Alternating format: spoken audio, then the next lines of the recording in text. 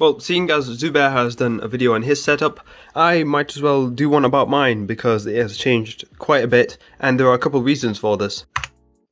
The main one is that my setup might not look like this again, or at least for a very long time. I'm planning on making a lot of changes, and I think this general layout of my computer, keyboard, monitor, just a bunch of other stuff, it will probably not look like this again. These will also be all addressed in an upcoming video because that is when I'm going to be changing all this stuff. I'll give you a little hint about one idea that I have, that my computer is going to be inside my desk. Sort of. Yeah, that's kind of the idea that I have. And also because I need content and I am still slightly ill, and it's also kind of easy to make, but also not. But the first reason is more important. So anyways, this is my setup for 2023, kind of, well, at least for now. And right now it is a mess because this is my bedroom. So generally for when I record, this is what it will look like. This transition is not sponsored by Corsair, but anyways. Yeah, that looks more like it. This is probably the cleanest my desk has looked all month. But anyways, first let's talk about the computer. The side panel is tinted, so just that you get a better look. Much better. Anyways, this computer is custom made. I built this about 3-4 years ago when I first started getting into computers. The specs will be on screen, but for the CPU I have an AMD Ryzen 5 3600. The RAM is a pair of Corsair Vengeance 16GB kit running at 3000 MHz. The motherboard is a ROG Strix B550F gaming Wi-Fi. For storage, as of right now, I have two NVMe drives. One is a PCIe Gen 4 500GB, and the other one is just a normal Gen 3 drive, also 500GB. They're not paired together or anything, not in RAID, just normal general drives. The power supply is, I have forgotten, one sec. Okay, I found it. This is where you keep your boxes. But anyways, this is a model from Aerocool. It's their King 600 watt with 80 plus bronze for that efficiency. Now, admittedly, it does look a bit sketchy, but this is from a retailer called Scan. Scan is basically the UK's Micro Center. The USA has Micro Center, UK we have Scan. I've had no problem with this, it's actually really good. I'll put a link in the description if you want to check it out. It's actually very good value. But anyways, the GPU is a RX 6500 XT that I got from Amazon. The cooler is a Golden Field Liquid AIO. It's 240mm. And also something I'm going to change as well is that it has a push-pull configuration. So usually when you see PC builds, the radiator will be at the top. That's just personal preference. Sometimes there's a bit more clearance and everything. But usually you either have one or the other. And I have both because I like fans. So that's something I'm going to change. Not in this video, but I am going to do a big modification to this case. That is very sketchy, but I think it'd be a lot of fun. Anyways, these fans, actually let me turn on the computer. These fans are a set from up here. They come in a pack of 6 and it comes with a controller in it as well. Not a remote, rather a hub that all the fans connect to using one header, which is really nice. Anyways, you can actually change these fans with a software. Usually a motherboard software, so like because mine is Asus Aura, I use AuraSync to make the fans look nice. And these are also very good. I'll also link these in the description if you want to check them out. Actually, all these parts will be linked in the description, but it is quite outdated because this was built 4 years ago. Like the AMD Ryzen 5 3600, that was the best value CPU back then, and now it's still good value, but there are much better on the market.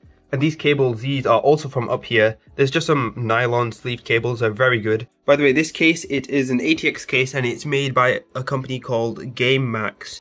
I'm not super familiar with their stuff, but a while ago, well, I say a while ago, I mean 4 years ago, I saw this case and I'm like, okay, well, seems good. And it's quite nice to build in. It was very cheap.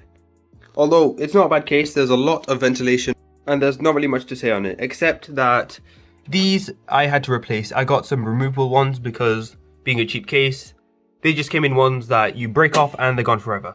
But that is essentially it for the PC. Also, this Wi-Fi antenna, I stuck it on. I'm not sure if you need to keep it in a specific place. Maybe I can just put it behind the motherboard, just like there maybe, because it is a bit of an eyesore. Like sitting on my bed, if I just look on my PC, it looks nice until I look there.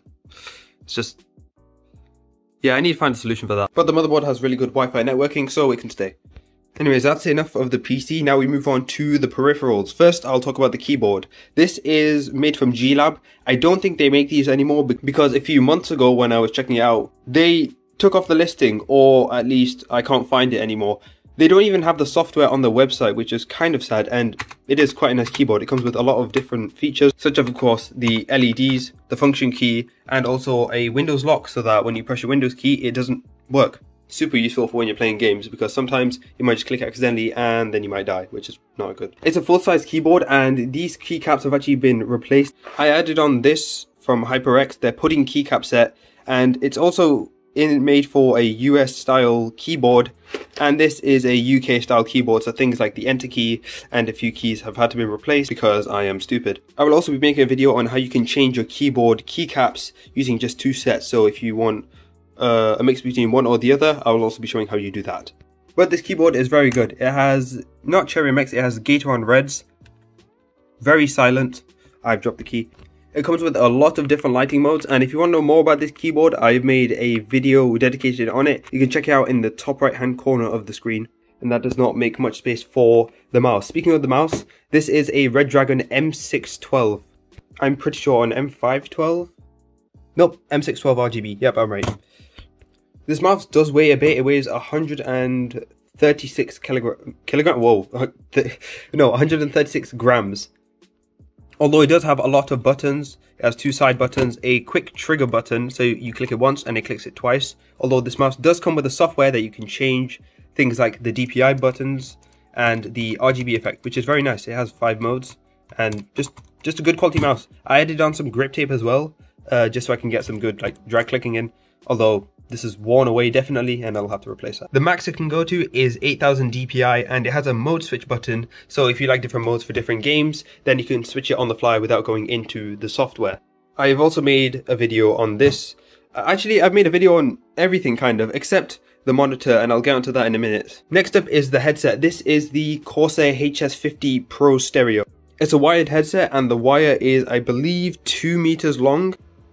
The ear cups and I guess the headset almost as a whole is mostly made of leather, which means that after a while it will start flaking off, but these are actually perfectly fine, and I do use these a lot, almost every day for hours on end.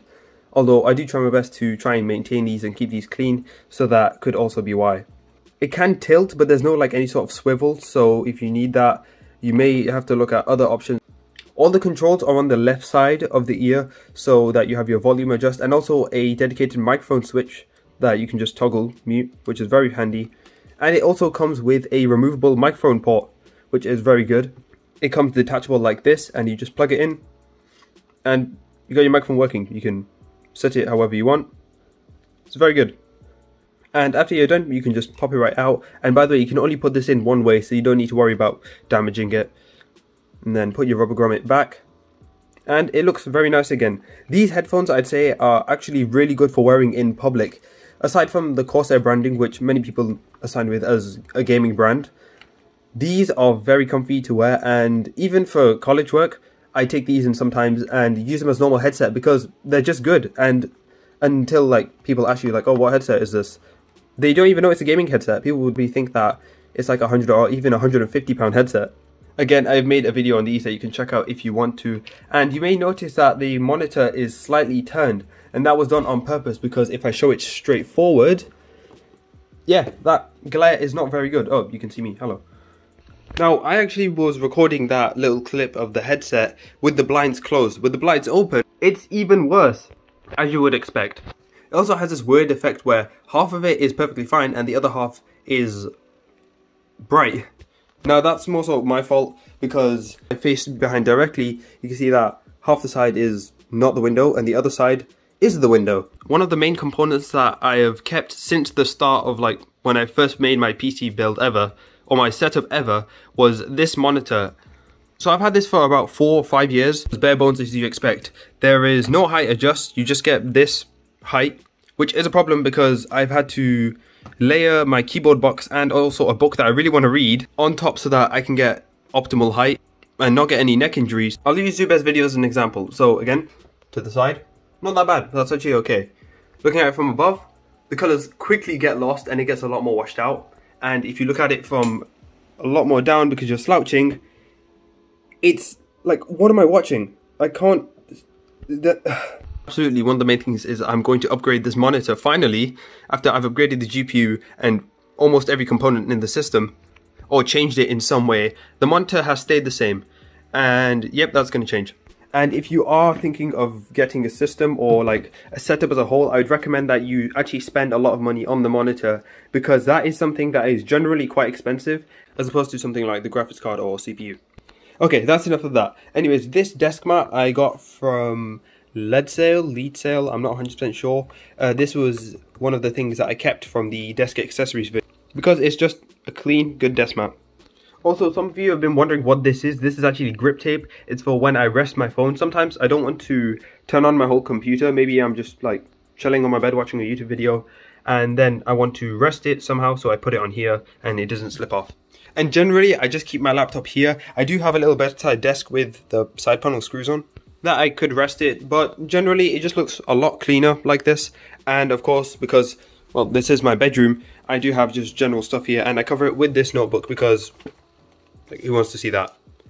No. I have water and just a few snacks for if I get hungry while gaming or talking to friends. Busting off just notes, just general stuff, and also a lamp, which is very good for making thumbnails and just getting nice lighting overall. I probably should have turned that on first, but whatever.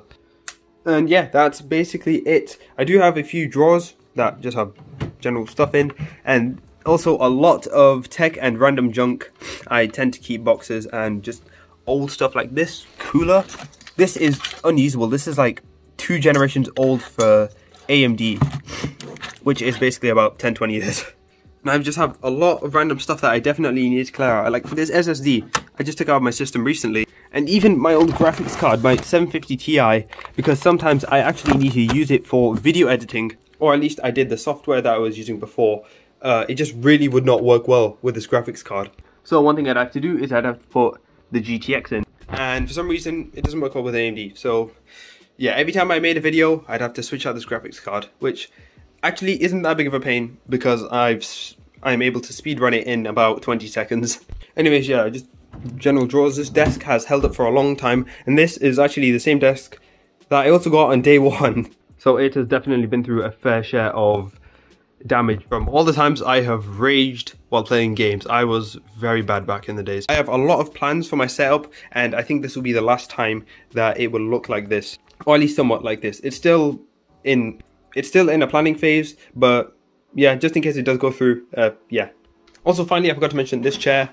Honestly, I don't know much about it. It was from IKEA, and it squeaks quite a bit because I am an idiot, and I tried to use WD-40 to stop it from squeaking, and instead realized that I didn't use WD-40 lubricant. Instead, I used one that clears off oil. Learned my lesson, and I guess that's it for this video. That's my setup as a whole. So if you like this video, make sure you like it, and if you really like this video, then subscribe. I'm really excited to be making a bunch of videos now. I've got some really good ideas, and I can't wait to show you guys. Anyway, that's it for me.